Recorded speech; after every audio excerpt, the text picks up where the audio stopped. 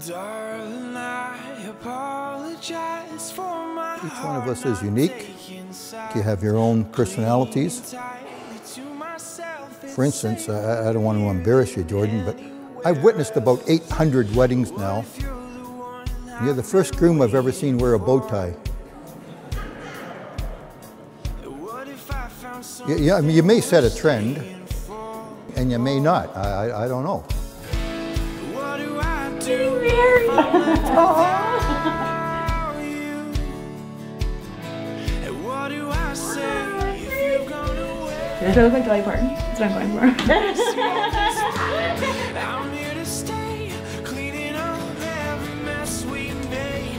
'Cause I'm so lost without you. I won't go on without you. But that's unique.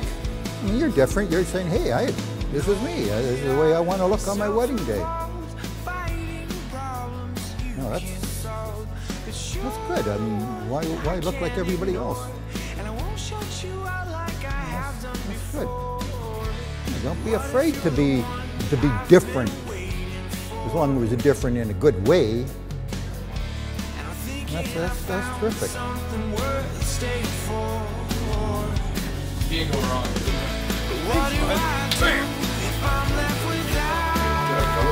Just a note from you know who. Oh yeah, I gotta get bangs to get this hairdo.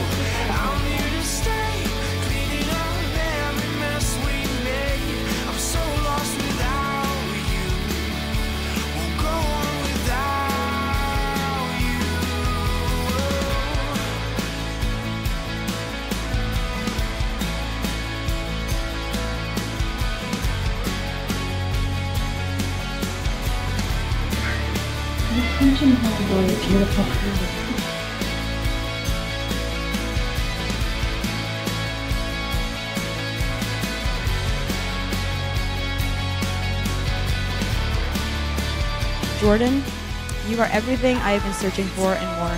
You make me a better person, and I hope that in some small way I can do the same. When you asked me to marry you, you solidified something that I think we've both known since grade 8, and I couldn't be happier to see what's coming next.